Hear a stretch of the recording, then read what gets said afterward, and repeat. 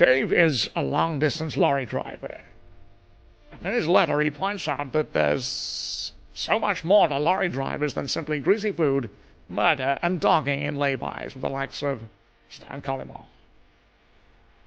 Sometimes the route is a solitary one, and every twist and turn in the road a pull on the high cholesterol of a lorry driver's furred-up heartstrings.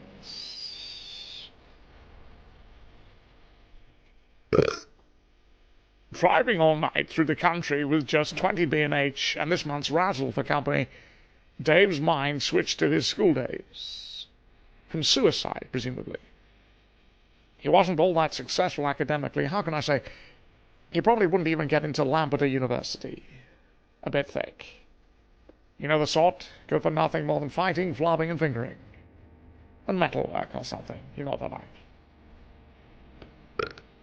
As he cast his mind back, he remembered Karen, the only girl who cared for him at school 10 years before.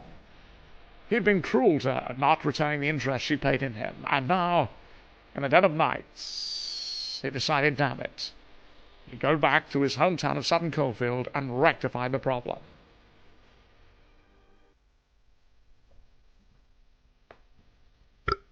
He had to see her. Make up for lost time. Turning his lorry round, he travelled 250 miles to her parents' house. In a daze, he knocked on the door. Sure enough, they still lived there and told him where to find Karen. He went to her flat. And there she was. But that's where the problems really began. She was rougher than he remembered. Fuck me. That's right. That was why he didn't fancy her. A face like a bulldog licking piss off a thistle. Like Dean Gaffney, but without the looks. Or the body. Or the personality. Rough as you like. Sweet Jesus. Fuck. 250 miles for that. I mean, he was no oil painting, but no, that's hideous. Fuck hell. Sorry, he said, wrong house, and jumped back in the lorry. Close one. It's a lovely letter, I think you'll agree. Dave says, the words of Krista Berg won't erase the memory of her hideous boat race. But it's something, I suppose.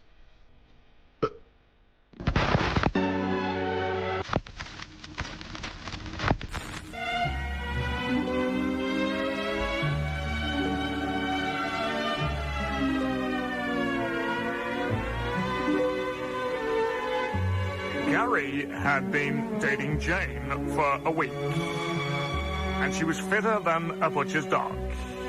Don't mind if I do.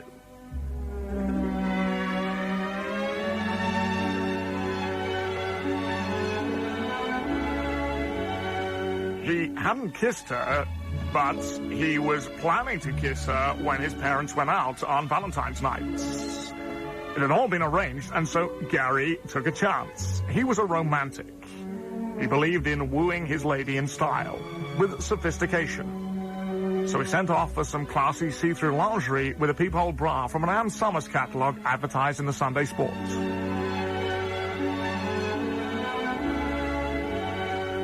It arrived in a brown parcel just 2 days before Valentine's. He bought a bottle of Lambrini and some Wall's Viennetta to really sweep Jane off her feet. As soon as his folks went out on Valentine's night, he'd have his wicked way. He prepared meticulously. He vacuumed his room, even polished. Everything had to be right for his tender sweethearts. As a finishing touch, he put some fresh lilies in a vase, bought some Johnnies, and threw his jazz mags in the bin. Then, the night before, going to retrieve the lingerie from its hiding place in the garage, disaster.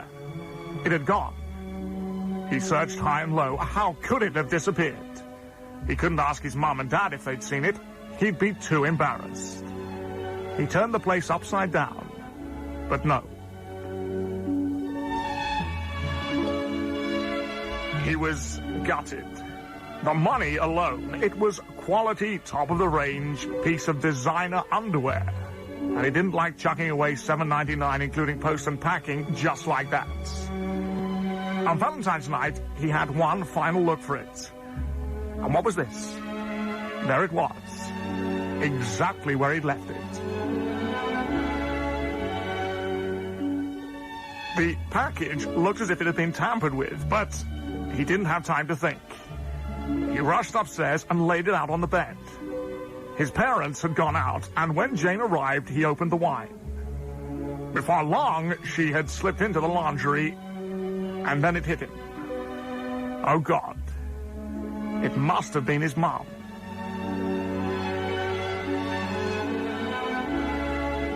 She must have found the undies and put them on thinking they were a Valentine's surprise from his dad's. She must have put them back when she realized her mistake. It was the only conclusion. He vaguely remembered her going out into the garage the night before. Of course, someone had tried them on. The telltale signs. The parcel undone. The tag taken off. The rogue hair he found on the gussets. Suddenly, all he could think about was his own mother cavorting around in the saucy gunties. Oh, Jesus. As he looked at the beautiful Jane, all he could see was his mum, done up like a dog's dinner. Oh, God. His mum. That peephole bra. Instead of seeing the gorgeous Jane beckoning him hither, all he could see was his mum calling him down for his tea with that mucky red thong on. Hairy caterpillars down the inside of her thighs like Noddy Holder's mutton chops. Oh, sweet Jesus, he couldn't get it out of his head.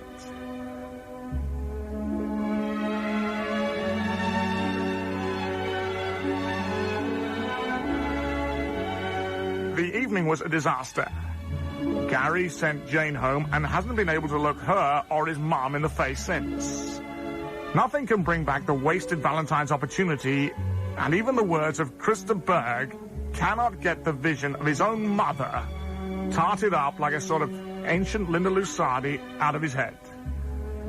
Bloody nightmare, isn't it?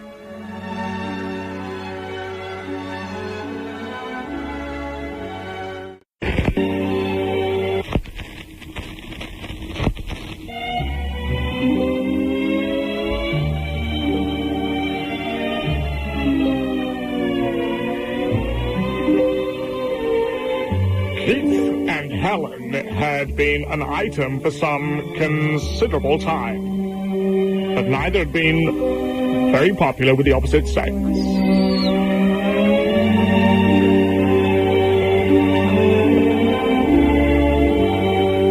She was like Margaret Beckett, but without the looks. And as for Keith, he was a wrong-un. A rotten-looking bloke with the sort of moustache not normally seen outside Yorkshire. As for romance in their lives, Keith had ceased to make any efforts. They really made love, and in truth, Keith preferred to entertain the host of readers' wives who lived under his bed when Helen went out. He'd slip into something comfortable, take off his horrible Polaroid glasses, and twiddle his greasy tash before choosing one of the lucky middle-aged lovelies. It wasn't much of a life, and no basis for a relationship.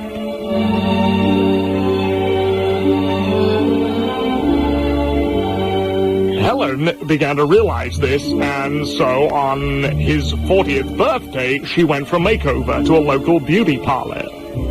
She was gone for over 6 hours. Sure, it's a long time, but believe me, she was absolutely hideous. You can't make a silk purse out of a sow's ear.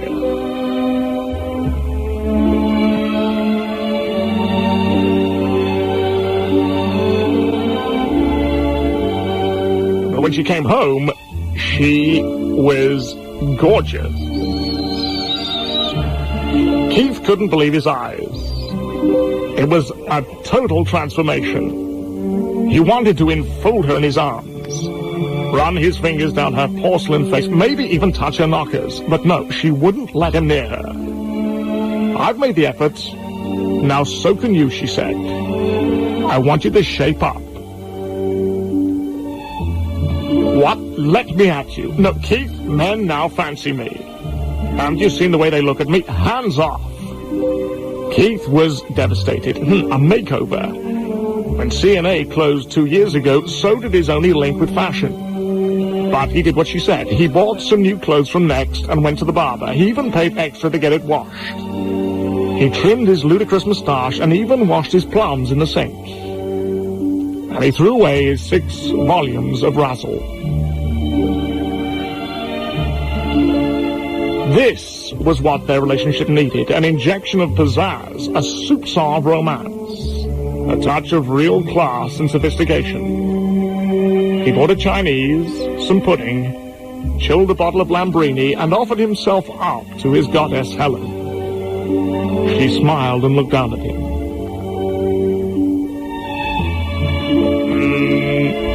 Not really, Keith. I'm sorry. You're an ugly bastard, but nice try. Keith hasn't seen Helen for 4 days. How he wished he'd taken more interest in her when she was a minger.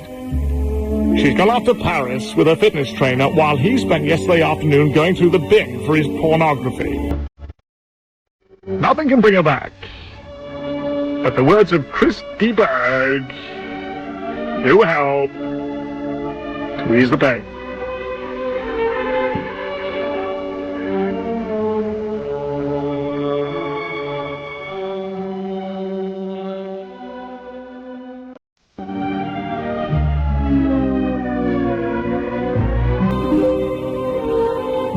This is a letter from a guy called Matthew. Matt's never had any trouble with the ladies. He would be charming, he'd take them out to dinner, hold the door open. He'd pull out the chair so she could be seated. He'd allow the lady to have a starter as well, even a pudding. He could tell stories and crap on all night about any old rubbish. In fact, anything for a bunk up. And the ladies loved him for it. Hanging on his every word, they would dive into his deep blue eyes. They were like flies round a dog's anus.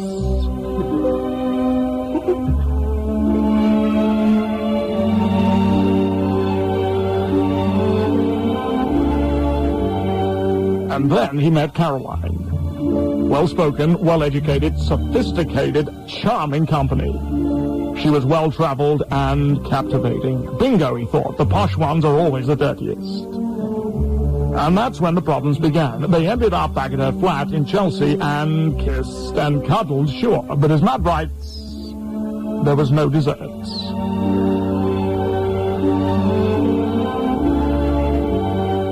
He was ushered out of the house with nothing to show for the evening but a baby's arm. His trousers, a lone Taliban tent in a desert of cotton. He was like a Gurkha standing to attention. The Union Jack had been raised, but battle never commenced. Again, they met up at Caroline's. Again, he was ushered out at 11. The trip back home on the tube, nothing to cover his modesty, but an old copy of Metro he found left on the seats. An evening with Caroline was a one-way journey on the Circle Line. He never reached the final destination. And he had Bull Lake. Frustrated by the lack of action, Matt says he's learned his lesson. He'll never assume too much again. He's tired of the scramble to get into his flat alone at the end of the evening. Tired of the feverish panic to deactivate his alarm system and get upstairs. And most of all, he just wants to leave himself alone. Caroline moved on to pastures new, but he'll never forget her, or the old chat he gave her for nothing, nor the words of Christa Berg.